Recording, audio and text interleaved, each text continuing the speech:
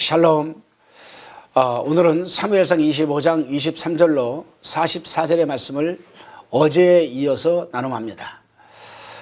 우리는 24장 18절에서 사울은 회개하는 것 같았으나 오늘 본문에 보면 사울은 회개하지를 않았다는 것을 알게 됩니다.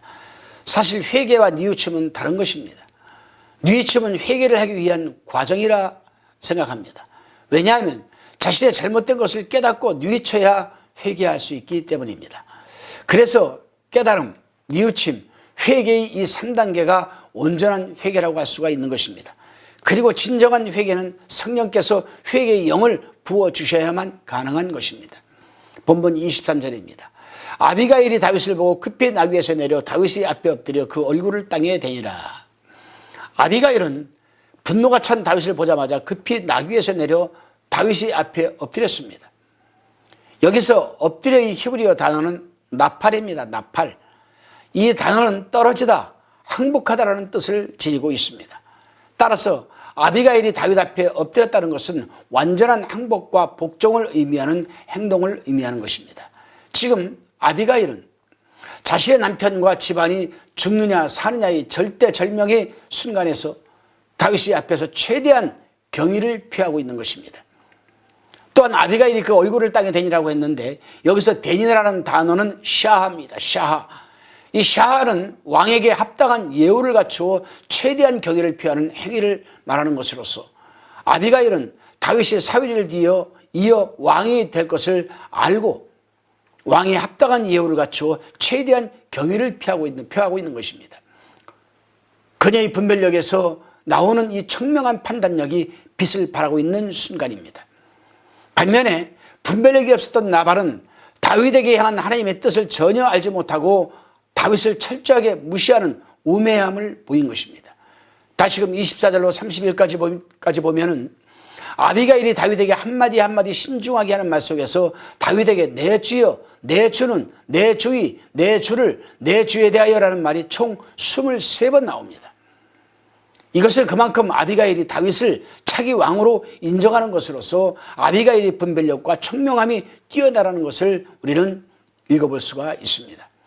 다시금 32절로 35절의 말씀입니다.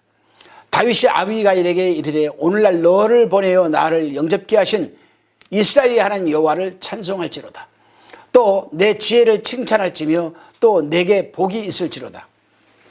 오늘날 내가 피를 흘린 것과 친히 보수하는 것을 내가 막았노라. 나를 막아 너를 해하지 않게 하신 이스라엘의 하나님 여호와의 사심으로 맹세하노니 내가 급히 와서 나를 영접지 아니하였다면 밝는 아침에는 과연 나발에게 한 남자도 남겨두지 아니하였으리이다. 다윗이 그가 가져온 것을 그의 손에서 받고 그에게 이르되 내 집으로 평안히 올라가라. 내가 내 말을 듣고 내 청을 허락하노라. 아비가일이 그러한 분별력과 지혜와 총명을 통하여 다윗의 마음을 돌이켰고 사태는 해결되었습니다. 그렇습니다, 여러분. 우리는 분노하는 자들에 대하여 인정할 것은 인정하는 것이 분노하는 상대를 가라앉히는 지혜라 할 수가 있습니다. 아비가일도 자신의 남편 나발이 미련한 자라고 인정을 했습니다. 아마도 훗날 다윗이 아비가일을 자신의 아내로 맞아들인 것도 아비가일이 그러한 분별력과 지혜 그리고 총명함을 보았기 때문이 아닌가 생각을 합니다. 다시금 본문 36절로 38절의 말씀입니다.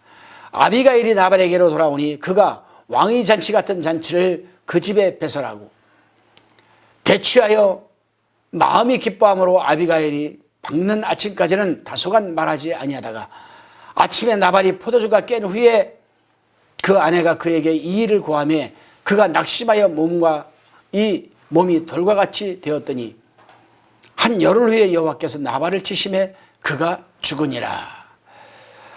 아비가일이 사태를 수습하고 나발에게로 돌아오니 나발은 왕이 잔치하는 것처럼 잔치를 베풀고 만취하여 있었습니다. 여기서 본문은 아비가일이 집으로 돌아오니라고 하지 않고 나발에게로 돌아오니라고 기록하고 있습니다. 이것은 아비가일이 그간의 사태를 나발에게 전해주려고 했던 것 같습니다.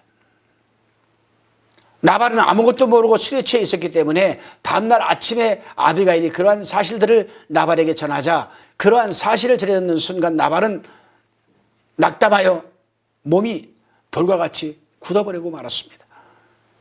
열흘 후에 여호와께서 나발을 쳐서 또한 죽게 만들었습니다. 그렇습니다, 여러분. 분별력이 없이 우매하고 어리석은 자는 자신이 그 어리석음과 우매함으로 그 영이 죽고 결국은 병이 들어 육신까지 죽고 마는 것입니다. 다시 본문 39절로 44절의 말씀입니다. 다윗이 나발이 죽었다 함을 듣고 가로되 나발에게 당한 나의 욕을 신실하사 종으로 악한 일을 하지 않게 하신 여호와를 찬송할지로다. 여호와께서 나발이 악행을 그 머리에 돌리셨도다 하니 다윗이 아비가일로 자기 아내를 삼으려고 보내어 그에게 말하게 하매 다윗이 사람들이 갈멜에 가서 아비가일에게 이르러 그에게 일러 가로되 다윗이 당신을 아내로 삼고자 하여 우리를 당신께 보내더이다.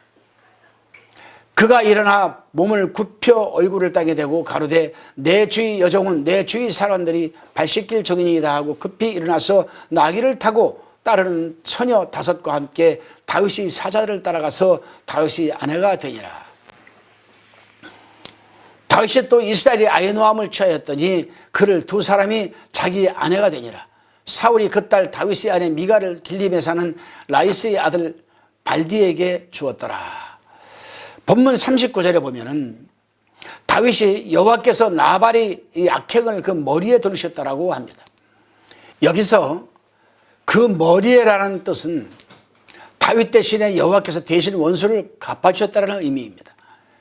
나발이 죽었다는 소식을 전해 듣고 다윗은 급히 자신의 사원들을 아비가일에게 보내어 아내로 맞아들이고자 합니다. 그런데 여기서도 아비가일의 지혜가 엿보입니다. 41절입니다. 그가 일어나 몸을 굽혀 얼굴을 땅에 대고 가로되 내 주의 여종은 내 주의 사원들이 발 씻길 종이니이다라고 아비가일은 다윗이 사원들에게서 다윗이 자신을 아내로 맡고 싶다는 말을 전하자 얼굴을 땅에 대고 자신은 다윗이 사원들이 발 씻길 종해질하지 않는다고 하면서 겸손함을 지금 보이고 있습니다.